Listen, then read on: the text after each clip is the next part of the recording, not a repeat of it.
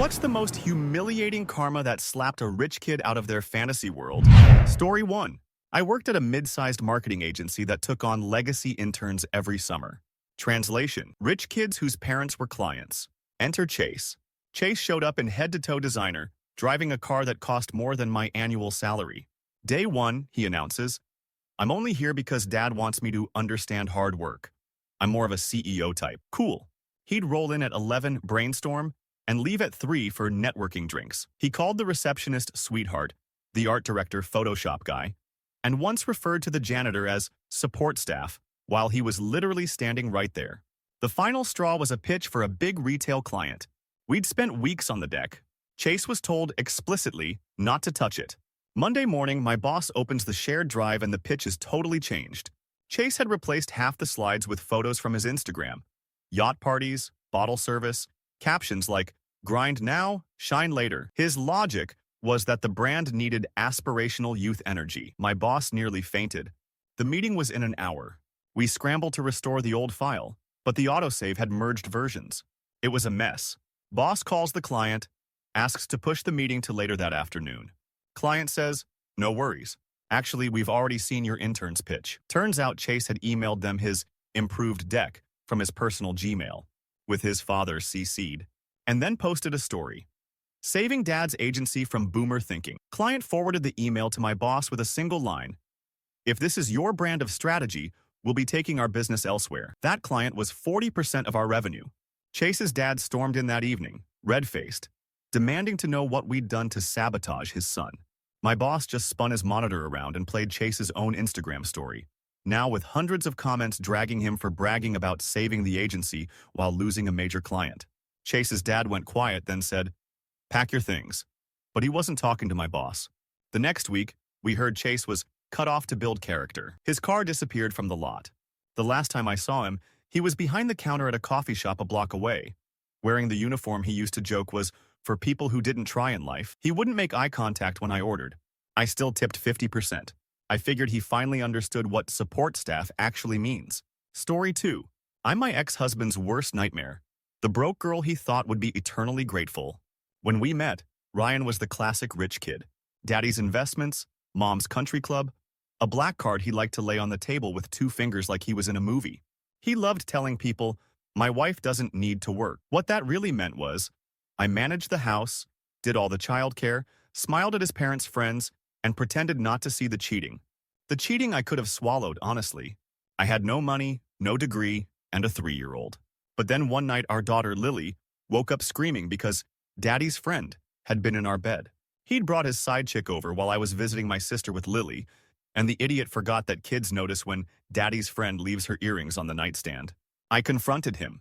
He called me dramatic and said, "Do you have any idea how many women would kill to live the life you have?" So I quietly started documenting everything. The gambling, the empty bottles, the nights he never came home. His favorite phrase, "Worst case, my parents' lawyer will destroy you. You'll walk away with a pat on the head." Family court wasn't the scene he imagined. He showed up in a tailored suit, parents in tow, ready for a show. His side chick was in the back row, full glam, as if it were a premiere. Then my lawyer called our surprise witness, his own mother. Apparently, his parents were done covering for him. She admitted, under oath, that they'd paid off his gambling debts 3 times, that he'd drained Lily's college fund without telling me, and that they were no longer willing to bankroll him. Ryan's face went sheet white. But the worst part for him was his big moment with Lily. His lawyer asked, "Would you like to live with Daddy in his big house with the pool?" She looked at the judge and said, "I just want to live where people come home when they say they will." His lawyer tried to redirect, but it was over. The judge awarded me primary custody, supervised visits for him until he could prove stability, and ordered child support based on his lifestyle, not mine. A month later, his precious big house was listed for sale. His parents bought him a condo under their name and took his cards. He texted me asking if I could spot him child support until he got back on his feet. I sent a screenshot of the court order and replied, "Welcome to the life the rest of us live." Story 3. Growing up, I lived 3 houses down from the Carsons, the richest family in our town. They had the mansion, the pool, the imported cars, all of it. Their son Tyler was my age and a complete terror.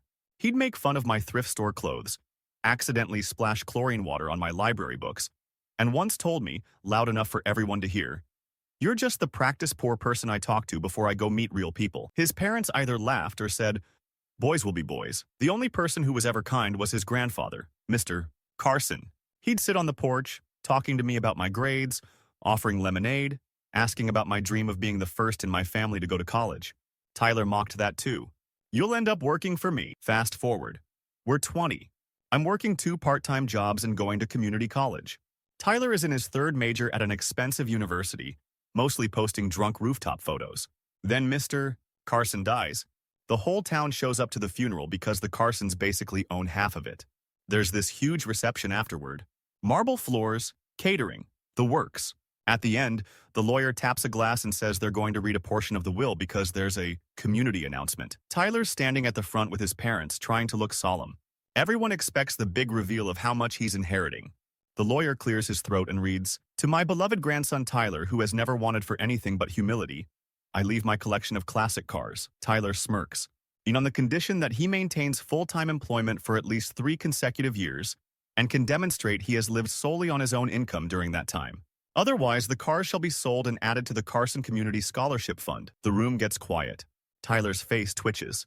Then the lawyer continues. As for the inaugural Carson Community Scholarship, in the amount of $200,000 to be used for tuition, housing, and living expenses, I leave it to the young man who has known hunger and still shared his lunch, who has known mockery and still chosen kindness.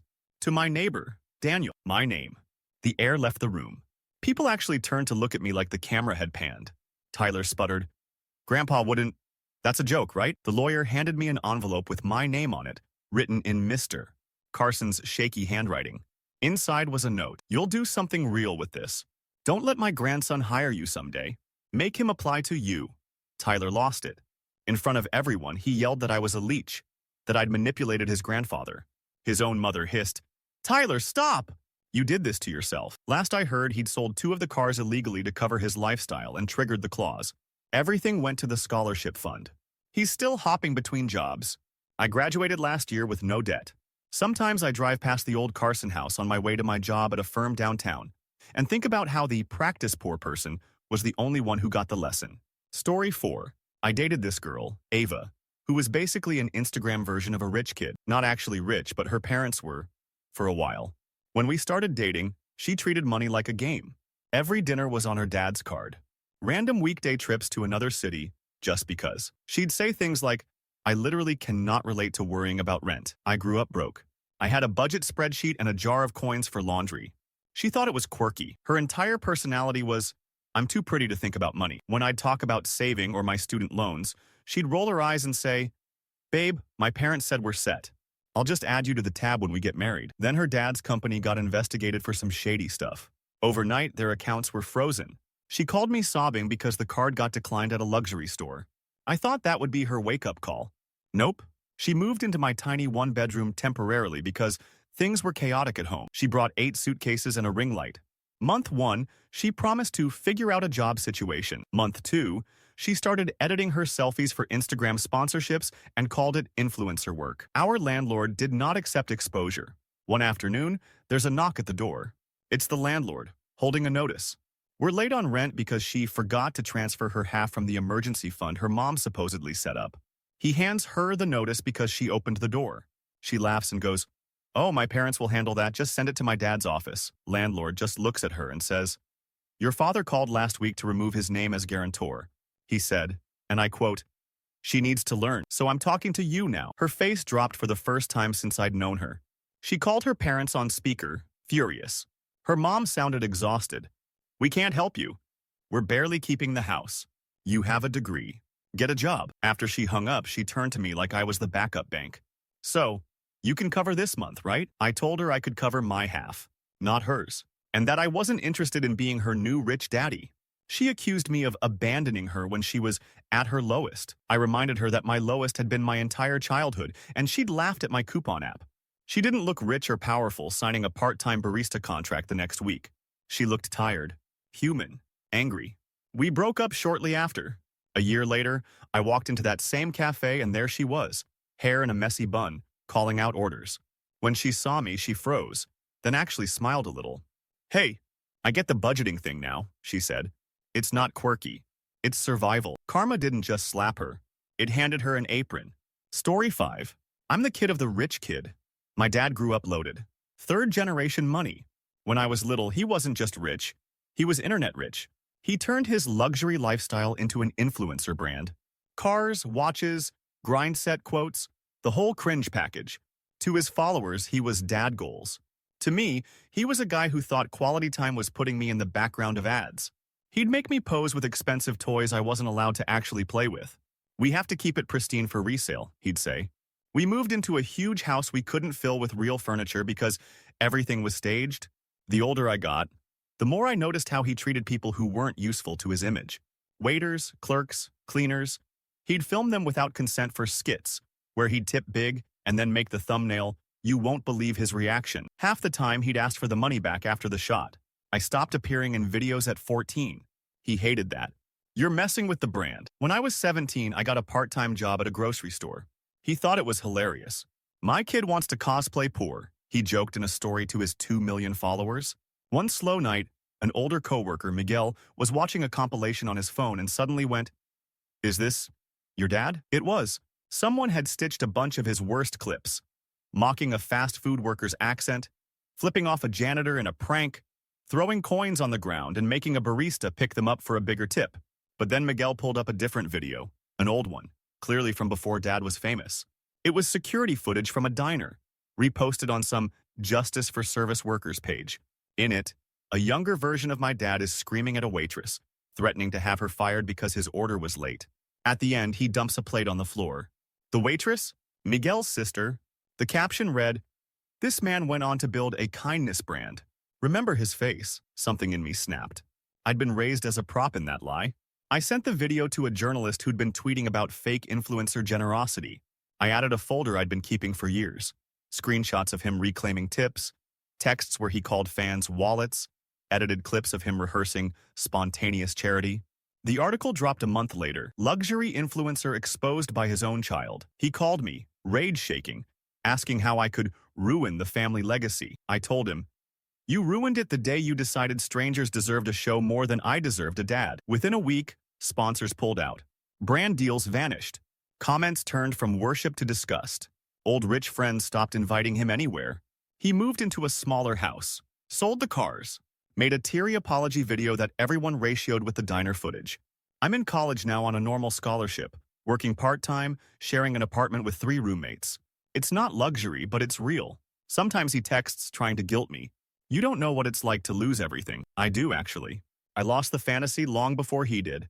He lost the only thing that mattered to him, the image. I lost a father years ago. Karma just made it public. Story 6. I was the broke roommate to a legacy law student. His name was Brandon, and his dad was a partner at a huge firm with their name on the building. From day one, Brandon treated law school like a formality. "I'm basically pre-approved for the bar," he'd joke. He had a nicer watch than our contracts professor. When I pulled all-nighters, he'd stroll in from the bar at 2 a.m. and say, "Relax, man. My dad's associates are dying to help. I'll toss them the boring stuff." By boring stuff, he meant his assignments. He'd brag about it in our friend group chat. Screenshots of draft memos his dad's junior associates wrote, with captions like, "Work smarter, not poorer," and "Tell financial aid to send your loans to my Venmo." I thought he was full of it until moot court. It was a huge deal. National level. Judges from real appellate courts, recruiters in the audience. Our team made the finals. My partner and I wrote our own brief. Brandon, of course, outsourced. During the final round, one judge squinted at Brandon's argument and asked a follow-up that referenced an obscure footnote in an old case. Brandon froze. He didn't even recognize the citation in his own brief. Afterward, the professor judge asked to see everyone's drafts. 2 days later, we all got emails from the Academic Integrity Committee. At the hearing, Brandon walked in like it was a nuisance. His dad came too. Expensive suit, fake smile, hand on the dean's shoulder. "Let's clear this misunderstanding up," he kept saying. The committee started calmly, until one of them pulled out printed screenshots. It was our group chat. Someone had forwarded everything. The bragging, the receipts from his dad's associates with subject lines like, "Per your father's request," the meme he'd made of our ethics professor with, "Honor code is for people without connections," in impact font. Brandon tried to say it was just jokes, But then they dropped the real bomb. The firm whose name his dad wore had sent a letter distancing themselves. Under potential bar complaints, they claimed Brandon acted independently and without authorization. His own father's firm had basically called him a liar on school letterhead.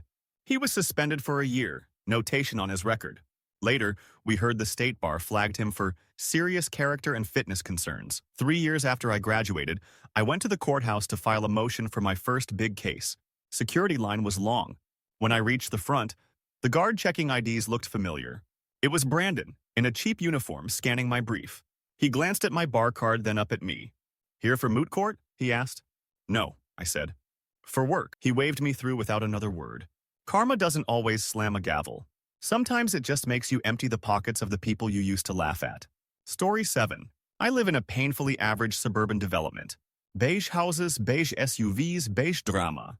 Then Logan moved into the biggest house at the end of the cul-de-sac.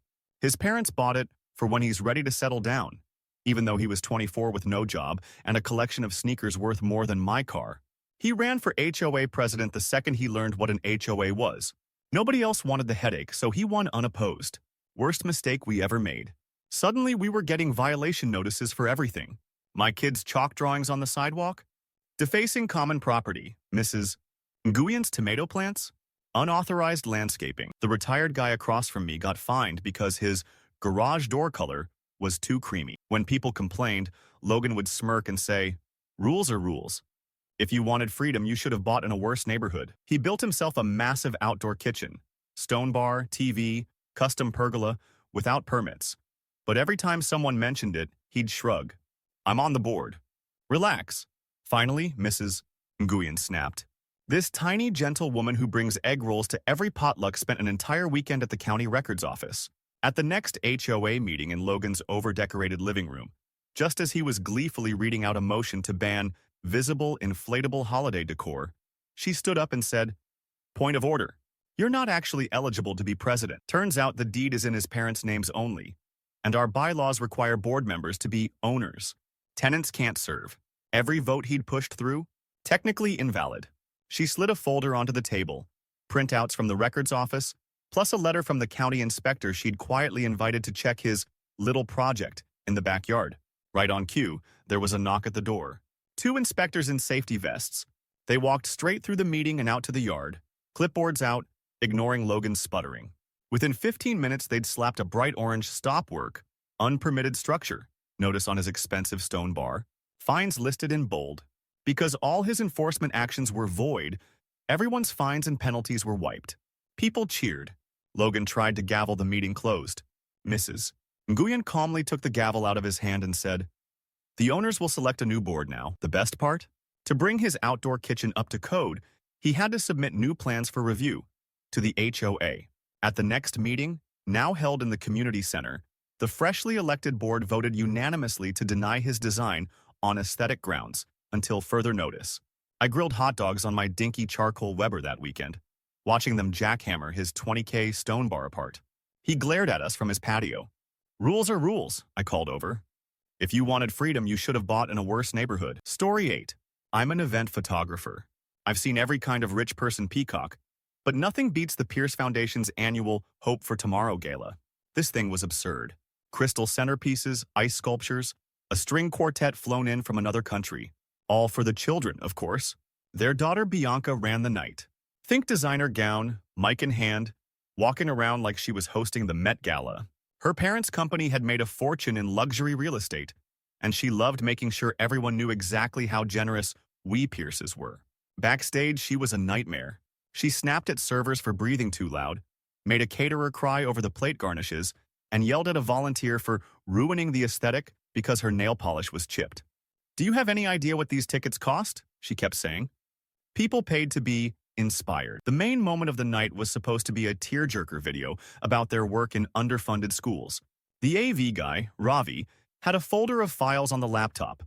Impact Video Final, Impact Video Final 2, etc. Bianca had changed things 10 times that week. She rushed in 5 minutes before showtime, handed him a USB and said, "Replace the old one with this. I did a last-minute edit to make it more about our family story. Use the file that says final, okay? I don't have time to check. I have to go be charming." Lights dim. The string quartet fades out. Big screen flickers on. Except it's a spreadsheet. Giant, zoomed-in Excel rows. At first, people laugh, thinking it's a glitch. Then the column titles appear, clear as day on two-story screens. Pierce Foundation. Disbursements. Internal only. Line after line. Bianca, wardrobe, gala. Next to $38,700. Private jet. Maldives, site visit. Next to $112,000. Bianca social media strategy. Luxury content shoot. Next to $4,500. Actual school grants?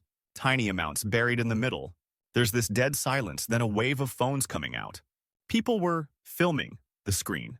Ravi was scrambling at the laptop, but the projector was slow to disconnect. We all watched several scrolls worth of charity expenses go by. Bianca ran on stage, white as her dress, hissing into the mic, "Turn it off! Turn it off!" The donors in the front row were staring at her like she'd slapped them. Later, I found out what happened. Her final file was a screenshot deck she'd made for a consultant about branding allocation. The spreadsheet image was slide 1. When Ravi double-clicked, the viewer opened on that slide and just stayed there. The next week, news articles popped up about lavish spending at the foundation. Donors withdrew. The board announced an independent audit and quietly removed Bianca as Director of Outreach. Her name disappeared from all the materials. Months later, another charity hired me. Their budget was humble, the food was basic, but every dollar seemed to go somewhere real. As I was photographing the kids on stage, I noticed one of the sponsors' names on a banner. Former donors of the Pierce Foundation, now redirected. Bianca had wanted the night to be about her family's generosity. Karma gave her a spotlight, just not the kind she could pose in. Story 9. I went to one of those fancy boarding schools that call themselves academies and have Latin mottos about honor while hosting kids who've never heard the word no. I was there on a scholarship that felt like a glitch in the Matrix. Everyone else had luggage sets and drivers.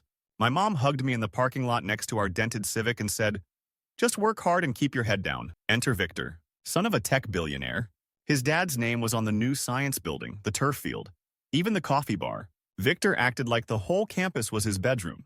He loved picking targets. My thrift store blazer, my knockoff sneakers, the fact that I had a job in the library, hilarious to him. One weekend, a teacher's diamond bracelet went missing from the staff lounge. Panic, emails, community reminders about integrity. 2 days later, Victor found the bracelet in my dorm drawer.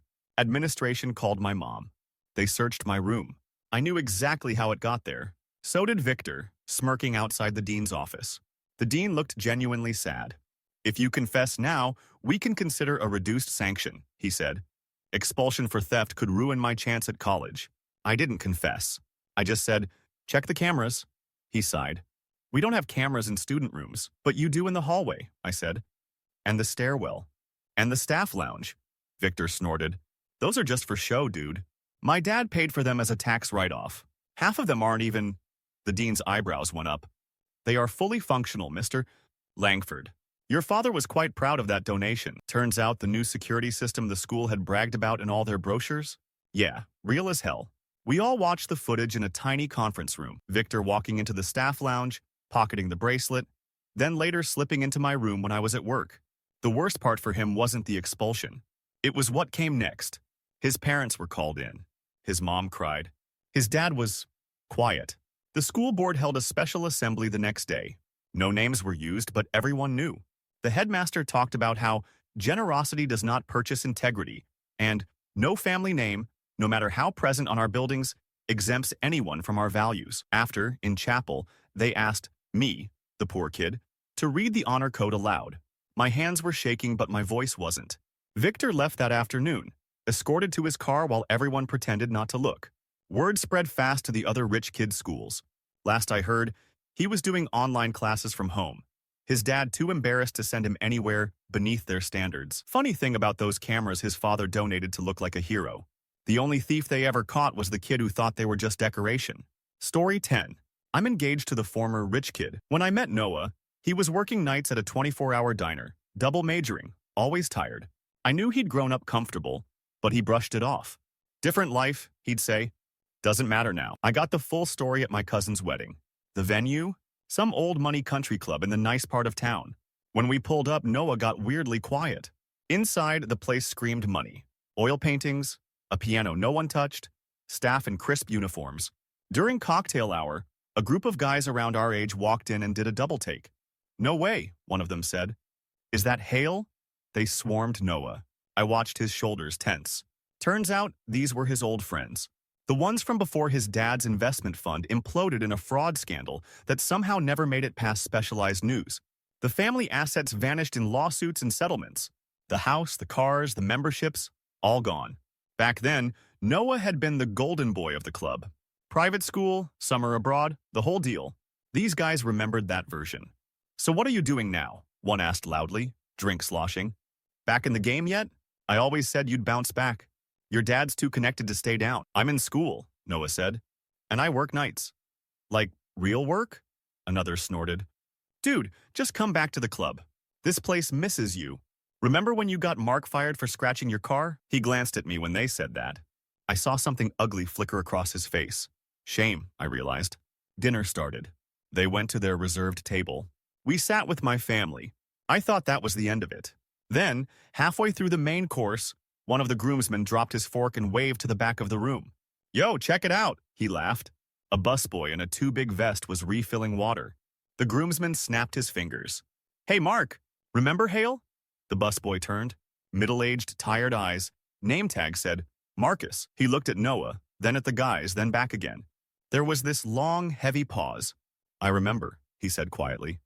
He was a kid. One of Noah's old friends nudged him. "Tell him you're back, man. Tell him you're not the one carrying plates." Noah stood up so fast his chair screeched. The whole room went quiet. "Actually," he said, voice shaking but loud, "I'm the one who should be carrying plates." He walked over to Marcus. "My father got you fired because I lied and said you scratched my car. I was mad you didn't bring the bread out fast enough. I've thought about it for 10 years. You could have heard a fork drop. My dad lost everything," he continued. "And it was the first time I'd ever been told no. Getting a job at a diner was the first decent thing I've ever done. I'm not back. I'm finally where I should have been to begin with." He reached for Marcus's tray. "Let me bust at least one round with you tonight.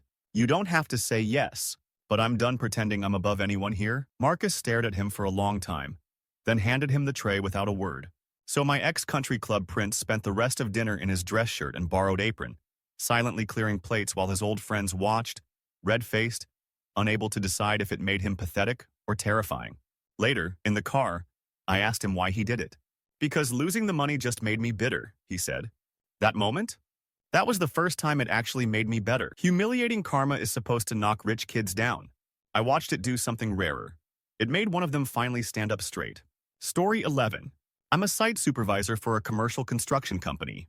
Not glamorous, but it pays well if you don't mind rebar and yelling over generators.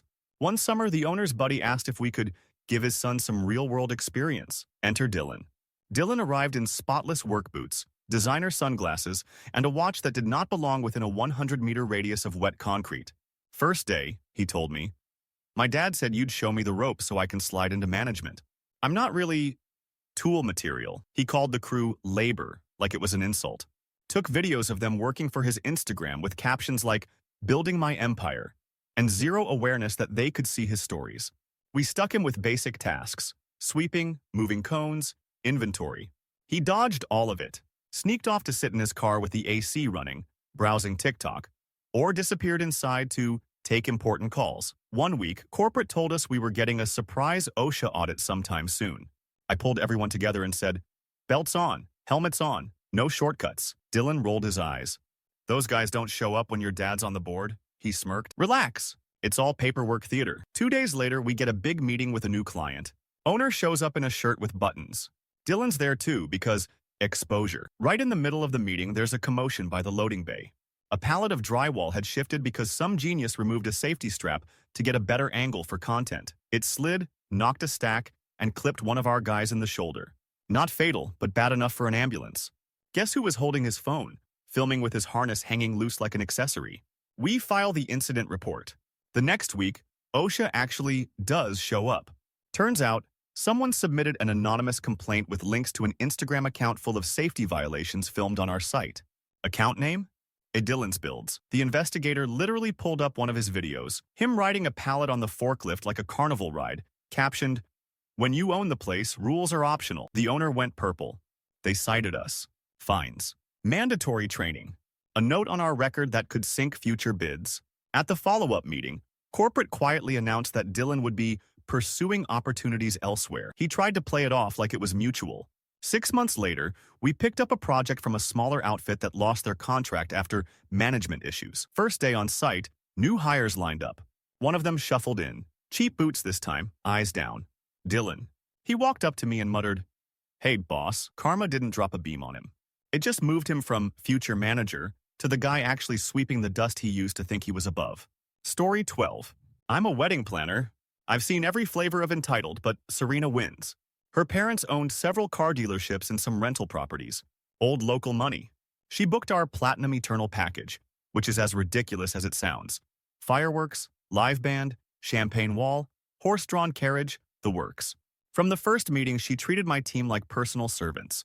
Snapping fingers, calling my assistant girl, demanding last-minute changes because I'm the one paying. She loved bragging about the prenup. My lawyer says if he cheats, he only gets what he walked in with, she said, waving her ring. I'm untouchable. Her fiancé, Jonah, was quiet, middle class, definitely overwhelmed. His family kept asking about costs, trying to offer help, and she'd cut them off. It's handled. The week of the wedding, I start getting weird emails from vendors. Just confirming payment method. Retainer hasn't cleared, etc. We always keep cards on file precisely to avoid this. I send Serena a polite heads up. She replies, "Relax. My dad will wire everything." I'm in bride mode, not accountant mode. Day of the rehearsal dinner, her dad doesn't show. Her mother, white-knuckling a clutch, pulls Serena aside. They have a hushed argument that escalates into whispers sharp enough to cut glass. An hour later, Serena storms up to me. "We're good. Run the card on file, okay?" I try. Declined. "Try the backup card." Declined. I tell her quietly. She hisses. "Run it again. Limit must be weird because of another thing." Behind her, I see Jonah's parents watching, concerned. Within an hour, the florist texts me a screenshot. "Card declined X3. Without payment, we can't deliver tomorrow." Then the caterer. Then the band. Here's the twist. Her father had filed for bankruptcy 2 days earlier. Every vendor alert, every auto charge bounced. He hadn't told anyone yet, hoping to sort it out. We pull Serena and Jonah into a side room. I lay it out gently. We can scale down and salvage something beautiful if we strip the extras and pay cash for basics. Jonah's parents offer to help cover food. Ask what's realistic. Serena looks at Jonah like he personally caused interest rates to rise. "I am not having a cheap wedding," she spits. "We will not embarrass ourselves." Jonah just sits there, quietly devastated, and says, "Serena, I don't care if we get married in a park with pizza." She stares at him like he's trash. "Easy for you to say. You're not the one falling from a penthouse." Next morning, half the vendors don't show. Word about the bankruptcy got around fast. The champagne wall is a bare backdrop. No horse. DJ instead of band because my cousin stepped in last minute with his gear. Guests whisper. Serena's mother spends the ceremony looking like she might disintegrate. At the reception, during speeches, Jonah's dad gets up, clears his throat and says, "Son, I'm proud of you. Today proved something important. When it all disappeared, you stayed. When it got hard, you stayed. Money comes and goes. Character doesn't." Everyone claps. Then he pauses and adds, gently but very audibly, "Some people only realize what they had when the bill finally comes due." Serena's face goes scarlet. She leaves her own reception for 20 minutes. When she comes back, the tiara is off and her mascara's a mess. Later, as we were tearing down, I heard her on the phone, begging her old stylist for a job at the salon just for now. Turns out the prenup she'd bragged about? It protects Jonah from her debt, not the other way around. She got her dramatic moment. Just not the kind she'd pinned on Pinterest. Story 13. I work at a tiny independent coffee shop downtown. We get the usual laptop crowd, students, a couple of regulars who tip in exact change and life advice. Then one afternoon, in walks this guy with 2 friends and a camera. Perfect haircut, brand sneakers, expensive camera rig. I recognized him immediately from my For You page. Max Vlogs, local rich kid prank, YouTuber whose dad owns half the car dealerships in the county. I've seen his videos, tipping $1 to see how they react, returning food in poor neighborhoods, acting broke at luxury stores. It's always punching down disguised as social experiments. He orders a complicated drink, changes it 3 times while I'm ringing him up, then goes, "Actually, we're shooting. I'll pay you after, if this goes viral." "You cool being in a video?" I tell him no, firmly. Manager policy, we don't consent to filming. He smirks at the camera. "See guys, corporate drones hate fun." I'm like, We're not a corporation, dude. He ignores me and starts anyway. Pretends his card declined for laughs, makes a big show of patting empty pockets, then pulls out a wad of cash. The whole time, camera in my face while I'm just trying to do my job. When I hand him his drink, he accidentally knocks it over onto the counter, onto his own designer hoodie, onto the floor and shouts, "Bro, what did you do?" Full volume. Customers stare. Camera zoomed on my face. I step back and say, loud enough for the camera, "You bumped it with your elbow. I watched you." He turns to the lens. Some people just don't want to take responsibility. My manager comes out, tells him to stop filming or leave. They argue. He declares loudly, "This place is done. I'll post a review and shut this dump down in a day." Whatever. We clean up, comp the drink behind him in line, move on with life. A few days later, one of our regulars, a quiet woman who always sits in the corner with a laptop, comes up to the counter. She asks, "Do you mind if I use your Wi-Fi to download something big? Might get laggy." We laugh and tell her to go ahead. The something big drops that night. A 10-minute beautifully edited YouTube essay titled, "When Pranks Are Just Harassment," from a mid-sized commentary channel, hosted by our quiet regular. She'd been in the shop that day, laptop open, cameras in plain view. She'd pulled up old clips of Max faking homeless makeovers, where he'd walk away with the donated clothes, zoomed in on his license plate shown in one of his car collection vids, then cross-referenced it with business registrations. Final segment, our CCTV footage, signs clearly posted, side by side with his edited version. One showed him clumsy barista spills on me. The other clearly showed his elbow knocking the drink, and him looking at the camera before yelling. She even slowed it down frame by frame. Video blew up locally. His dad's dealerships got tagged non-stop. "This your son?" Influencer sponsors quietly dropped off his Instagram bio over a week. Comments turned from "king" to "grown bully." The next month, we get an email from a new community initiative account wanting to sponsor free coffee days for service workers. Signature at the bottom, Maxwell, last name. My boss forwarded it to all of us with a single line, "We'll see if he comes in without a camera." He did. No crew, no hoodie, just a nervous kid in a plain t-shirt, asking if we'd let him cover a morning's worth of drinks anonymously. We agreed on one condition, no filming. He nodded. "That's probably for the best," he said. Karma didn't demonetize him. It just forced him to meet the people behind the clicks without hiding behind a lens. Story 14. I grew up across the creek from the big houses, the ones that looked like they were copy-pasted from some luxury home magazine. My best friend in middle school, Lila, lived in one of them. Her dad owned a manufacturing plant upstream. Everyone knew it. Everyone also knew the plant was the reason the creek smelled wrong and turned weird colors after heavy rain. But jobs are jobs, and nobody wanted to push too hard. I was the creek kid. Hand-me-downs, free lunch, shared bedroom. Lila liked slumming it with me. She'd say things like, "It's so authentic over here," and post photos on Insta with captions like, "Hanging in the hood," even though we were just regular poor, not movie poor. In high school, some environmental group came around with flyers about flooding risk. Wetlands had been filled in for those big houses. Drainage was bad. If we got a real storm, the floodplain was going to shift in ways the original maps didn't reflect. My mom went to every town meeting, tried to get people to listen. Lila's dad showed up once, in a suit, and basically said, "This is fear-mongering. My company has engineers on staff. We're fine." Lila parroted him at school. My dad says if it floods, insurance pays out and we just build bigger. Kinda rooting for it, honestly. Then the storm came. It poured for 2 days straight. Creek turned into a river. My neighborhood sandbagged like hell. Older kids, little kids, everyone. The city had done some mitigation on our side after my mom wouldn't shut up at meetings. New drainage, reinforced bank. Across the water, the big houses just watched. Their yards were bare slopes leading right down to the swollen creek. I'll never forget standing on our side, soaked, helping stack sandbags while sirens screamed in the distance. One by one, the fancy backyards disappeared under brown water. Then decks. Then first-floor windows. Lila's house went dark. They had to evacuate people by boat. News vans lined the main road. Drone footage the next day showed it all from above. Our side wet but intact. Their side a mess of flooded basements and floating patio furniture. A week later, our community center opened as a temporary shelter for them. I was volunteering, handing out blankets, when Lila walked in with her parents. She looked small. No makeup, hair frizzed, wearing someone else's sweatpants. She saw me at the check-in table and froze.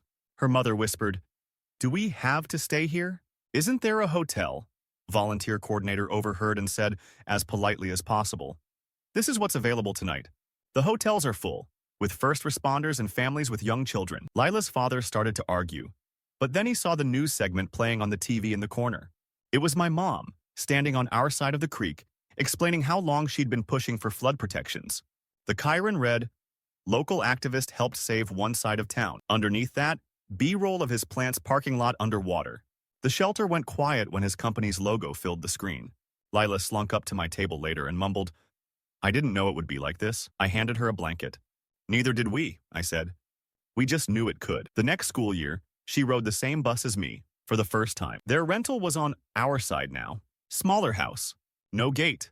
Her dad had to sell the big place before the mold finished what the water started. You can still see the water line on the foundations across the creek. A dirty brown ring, right where "We're Fine" used to live. Story 15. I work at a legal aid clinic. Mostly landlord-tenant stuff, wage theft, the unglamorous grinding end of the justice system. One day we get a walk-in. Single mom, 2 kids, clutching a stack of papers. She's being sued in small claims court for property damage by her landlord's son. Not the landlord, the son. The documents are a mess. Photos of chipped paint, a cracked fridge shelf, a carpet stain. Total damages claimed $4,800 on an apartment that rents for $900 a month. The landlord's son, Camden, had recently taken over operations after daddy retired. Translation: he watched some real estate TikToks and decided he was a mogul. Client shows me screenshots from their text thread. He's saying things like, "You people wreck places because you don't own anything." And "My dad was too soft on tenants. I run this like a business." He'd kept her entire security deposit and was still suing her for more after she moved out. We represent her. Court day comes. Tiny room, buzzing fluorescent lights, judge who's seen everything. On one side, my client in her best blouse, kids with a neighbor in the hallway. On the other, Camden in a fitted suit that probably cost more than his car, flipping through a leather portfolio he clearly bought just for this. He starts with a speech about standards, about protecting investments, about teaching people to respect property. The judge lets him talk himself hoarse, then says, "Okay, Mr. Landlord, let's see your lease." He hands it over. "I've already flagged the juicy bits." Judge frowns. "This lease says you can keep the security deposit for any perceived damage at landlord's sole discretion, and that tenant waives all rights provided by state law." "Where did you get this?" Camden grins. "I drafted it myself. We don't use those generic forms. I took a business law class." Judge actually laughs. "You can't contract away statutory rights, son." He flips further. "And this clause where you charge a late fee of $75 per day after the 3rd of the month? That's illegal under state law. Maximum is 5% of monthly rent per month." Camden starts to lose color. I hand up the text messages. The judge reads the one where Camden says, "I can make up whatever fees I want. You can't afford a lawyer anyway." He looks over his glasses at Camden. "You put that in writing?" "I didn't think she'd save it," Camden mutters. The judge leans back. "Here's what we're going to do. Your claim is dismissed with prejudice. You will return the full security deposit within 14 days. And because you've clearly been using an unlawful lease and charging unlawful fees, I'm awarding the defendant statutory damages." He calculates quickly. "That'll be $3,000. To her." You could see the number physically hit Camden. His mouth opened and closed like someone had unplugged his brain. "But that's not fair," he finally sputters. "My dad said we could—" "Your father is welcome to read the statute," the judge cuts in. "Ignorance of the law is expensive. You learned that today." Outside the courtroom, my client cried and hugged me. The money meant she could pay off an old utility bill and put a deposit on a safer place. A month later, our clinic posted a job for a part-time admin assistant. Guess who applied? Resume came in from a Camden last name, listing independent property management and small claims experience like they were badges of honor. He didn't recognize me at the group interview. I recognized him, though, when he said, "I realized I was on the wrong side of this stuff. I want to understand the law before it ruins me again." We didn't hire him, but I walked out of that room thinking, for the first time in his life, he understood that some people's bad choices were just surviving someone like him. Karma was brutal. The law just wrote it down in the judgment.